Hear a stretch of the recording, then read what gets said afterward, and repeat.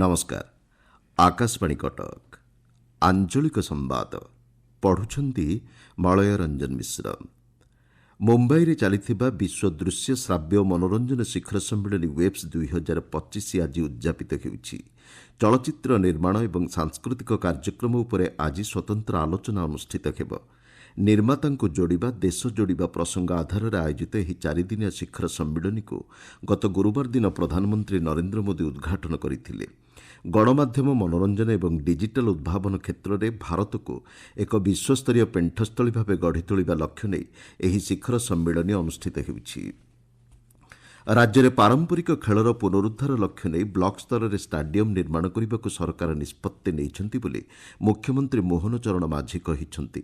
ପଞ୍ଚାୟତ ସ୍ତରରେ ପ୍ରଶିକ୍ଷଣ କେନ୍ଦ୍ର ଏବଂ ତୃଣମୂଳ ସ୍ତରରେ ବିଭିନ୍ନ କ୍ରୀଡ଼ା ପ୍ରତିଯୋଗିତା ମାଧ୍ୟମରେ ଗ୍ରାମାଞ୍ଚଳ ପ୍ରତିଭାଙ୍କୁ ପ୍ରୋତ୍ସାହନ ପ୍ରଦାନ କରିବାକୁ ସରକାର ପଦକ୍ଷେପ ଗ୍ରହଣ କରିଛନ୍ତି ବୋଲି ମୁଖ୍ୟମନ୍ତ୍ରୀ କହିଛନ୍ତି।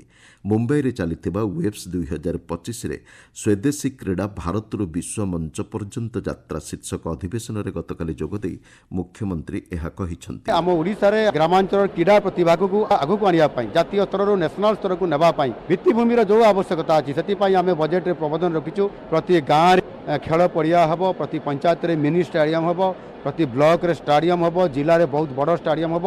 ଏ ପ୍ରକାରର ପ୍ରବନ୍ଧନ ଆଜି ନୂଆ ସରକାର ରଖିଛନ୍ତି।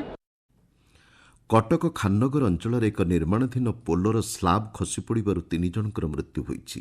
ଅନ୍ୟ 2 ଜଣ ଏହି ଘଟଣାରେ ଗୁରୁତର ଆହତ ଅବସ୍ଥାରେ କଟକ ବଡ଼ ଡାକ୍ତରଖାନାରେ ଚିକିତ୍ସିତ ହେଉଛନ୍ତି। ଏହି ଘଟଣାରେ ସେଠାରେ କାର୍ଯ୍ୟରତ 5 ଜଣ ଶ୍ରମିକ ସ୍ଲାବ୍ ତଳେ ଚାପି ହୋଇପଡ଼ିଥିଲେ। ଗୁରୁତର ଅବସ୍ଥାରେ ତାଙ୍କୁ ଚିକିତ୍ସା ପାଇଁ କଟକ ବଡ଼ ଡାକ୍ତରଖାନାକୁ ସ୍ଥାନାନ୍ତର କରାଯାଇଥିଲା। ଚିକିତ୍ସାଧୀନ ଅବସ୍ଥାରେ 3 ଜଣଙ୍କର ମୃତ୍ୟୁ ହୋଇଛି। ଏହି ଘଟଣାରେ ମୁଖ୍ୟମନ୍ତ୍ରୀ ମୋହନ ଚରଣ ମାଝୀ ଗଭୀର ଦୁଃଖ ପ୍ରକାଶ କରିବା ସହ ମୃତକଙ୍କ ନିକଟ ସମ୍ପର୍କୀୟଙ୍କ ଲାଗି 5 ଲକ୍ଷ ଟଙ୍କା ଲେଖାଏଁ ଅନୁକମ୍ପାମୂଳକ ରାଶି ଘୋଷଣା କରିଛନ୍ତି। ଘଟଣାର ତଦନ୍ତ ପାଇଁ ମୁଖ୍ୟମନ୍ତ୍ରୀ ନିର୍ଦ୍ଦେଶ ଦେଇଛନ୍ତି।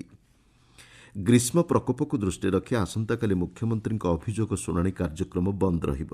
ସାଧାରଣ ପ୍ରଶାସନ ଓ ସାଧାରଣ ଅଭିଯୋଗ ବିଭାଗ ପକ୍ଷରୁ ଏହି ସୂଚନା ଦିଆଯାଇଛି। ପରବର୍ତ୍ତୀ ଅଭିଯୋଗ ଶୁଣାଣିର ତାରିଖ ଗଣମାଧ୍ୟମ ଜରିଆରେ ସୂଚାଇ ଦିଆଯିବ ବୋଲି ବିଭାଗ କହିଛି। ଦୀଘା ଶ୍ରୀ ଜଗନ୍ନାଥ ମନ୍ଦିର ପ୍ରତିଷ୍ଠାରେ ପୁରୀ ଶ୍ରୀମନ୍ଦିର ସେବାୟତଙ୍କ ସମ୍ପୃକ୍ତି ସଂକ୍ରାନ୍ତ ଅଭିଯୋଗର ସ୍ପଷ୍ଟୀକରଣ ଦେବା ଲାଗି ସମସ୍ତ ନିଯୋଗଙ୍କୁ କୁହାଯାଇଛି। ଶ୍ରୀମନ୍ଦିର ମୁଖ୍ୟ ପ୍ରଶାସକ ଅରବିନ୍ଦ ପାଢ଼ୀଙ୍କ ଅଧ୍ୟକ୍ଷତାରେ ଗତକାଲି ଅନୁଷ୍ଠିତ ଏକ ଗୁରୁତ୍ୱପୂର୍ଣ୍ଣ ବୈଠକରେ ଏଥିପାଇଁ ଆଜି ଅପରାହ୍ନ 5ଟା ପର୍ଯ୍ୟନ୍ତ ସମୟସୀମା ପ୍ରଦାନ କରାଯାଇଛି। ଏନେଇ ଶ୍ରୀମନ୍ଦିର ପ୍ରଶାସନ ପକ୍ଷରୁ ସମସ୍ତ ନିଯୋଗଙ୍କୁ ଚିଠି ମାଧ୍ୟମରେ ଅବଗତ କରାଯାଇଛି। ନବକଳେବର ସମୟରେ ବଳକା ଦାରୁ ସମ୍ପର୍କରେ ଏହି ବୈଠକରେ ସମୀକ୍ଷା କରାଯାଇଥିଲା। ଅଧାରୁ ପାଠପଢ଼ା ଛାଡ଼ୁଥିବା ଛାତ୍ରଛାତ୍ରୀଙ୍କୁ ପୁନର୍ବାର ବିଦ୍ୟାଳୟକୁ ଫେରାଇ ଆଣିବା ପାଇଁ ରାଜ୍ୟ ସରକାର ପଦକ୍ଷେପ ଗ୍ରହଣ କରିଛନ୍ତି। ଏଥିପାଇଁ ଏପ୍ରିଲ 30 ତାରିଖରୁ ସର୍ଭେ କାର୍ଯ୍ୟ ଚାଲିଛି। ଘରକୁ ଘର ବୁଲି ଏହି ତଥ୍ୟ ସଂଗ୍ରହ କରାଯିବା ସହ ଏକ ତାଲିକା ପ୍ରସ୍ତୁତ କରାଯାଉଛି। ଆସନ୍ତାକାଲି ପର୍ଯ୍ୟନ୍ତ ସର୍ଭେ କାର୍ଯ୍ୟ ଜାରି ରହିବ। ଗଞ୍ଜାମ ଜିଲ୍ଲାରେ 935 ଜଣ ଛାତ୍ରଛାତ୍ରୀ ଅଧାରୁ ସ୍କୁଲ ଛାଡ଼ିଥିବା ଜଣାପଡ଼ିଛି। ଓସେପା ଯୁଗ୍ମ ନିର୍ଦ୍ଦେଶିକା ତଥା ଗଞ୍ଜାମ ଜିଲ୍ଲାର ନୋଡାଲ ଅଧିକାରୀ ଅମିତା ପଟ୍ଟନାୟକ ଜିଲ୍ଲାର ବିଭିନ୍ନ ସ୍ଥାନ ପରିଦର୍ଶନ କରି ସର୍ଭେ କାର୍ଯ୍ୟ ତଦାରଖ କରିଛନ୍ତି। ଡାକ୍ତରୀ ପାଠ୍ୟକ୍ରମରେ ନାମଲେଖା ପାଇଁ ଜାତୀୟ ଯୋଗ୍ୟତା ପ୍ରବେଶିକା ପରୀକ୍ଷା ନେଟ୍ 2025 ଆଜି ଅନୁଷ୍ଠିତ ହେବ। ଜାତୀୟ ପରୀକ୍ଷଣ ସଂସ୍ଥା ଏନ୍ଟିଏ ପରିଚାଳନାରେ ଅନୁଷ୍ଠିତ ହେବାକୁ ଥିବା ଏହି ପରୀକ୍ଷା ଅପରାହ୍ନ 2ଟାରୁ 5ଟା ପର୍ଯ୍ୟନ୍ତ ଚାଲିବ। ରାଜ୍ୟରେ ଏହି ପରୀକ୍ଷା ପାଇଁ ପଞ୍ଜୀକୃତ ହୋଇଥିବା ପ୍ରାୟ 70,000ରୁ ଉର୍ଦ୍ଧ୍ୱ ଛାତ୍ରଛାତ୍ରୀ 26ଟି ପରୀକ୍ଷା କେନ୍ଦ୍ରରେ ପରୀକ୍ଷା ଦେବେ। ନୂଆପଡ଼ା ସଦର ବିଜୁ ଏକ୍ସପ୍ରେସ୍ ୱେ ଅନ୍ତର୍ଗତ ରେଳ ଫାଟକରେ ନିର୍ମିତ ହେବାକୁ ଥିବା ଓଭରବ୍ରିଜ୍ ପାଇଁ ଜମି ଅଧିଗ୍ରହଣ ସଂକ୍ରାନ୍ତ ଏକ ସମୀକ୍ଷା ବୈଠକ ଗତକାଲି ଅନୁଷ୍ଠିତ ହୋଇଛି। ଜିଲ୍ଲାପାଳ ମଧୁସୂଦନ ଦାସଙ୍କ ଅଧ୍ୟକ୍ଷତାରେ ଅନୁଷ୍ଠିତ ଏହି ବୈଠକରେ ବିଭିନ୍ନ ବିଭାଗୀୟ ଅଧିକାରୀ ଯୋଗ ଦେଇଥିଲେ।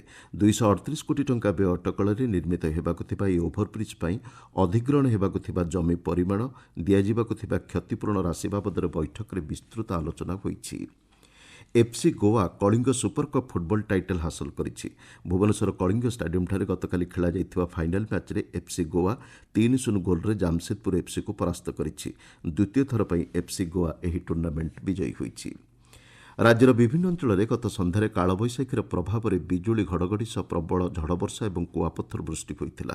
କେତେକ ସ୍ଥାନରେ ପବନର ବେଗ ଘଣ୍ଟା ପ୍ରତି 74 କିଲୋମିଟର ରହିଥିଲା। ବରଗଡ଼ ଜିଲ୍ଲା ଭଟଲି ବ୍ଲକ ଅନ୍ତର୍ଗତ ବିଭିନ୍ନ ଗ୍ରାମରେ ପ୍ରବଳ କୁଆପଥର ବୃଷ୍ଟି ହୋଇଥିବା ଆମ ସମ୍ବାଦଦାତା ସୂଚନା ଦେଇଛନ୍ତି। ଏହାର ପ୍ରଭାବରେ ରାତି ତାପମାତ୍ରାରେ ସାମାନ୍ୟ ହ୍ରାସ ପରିଲକ୍ଷିତ ହୋଇଥିଲା। आंचलिक संवाद वर्तमान एतिकिरे शेष होला। आमर परवर्ती आंचलिक संवाद शुणिपारे अपराह्न 2:32 रे।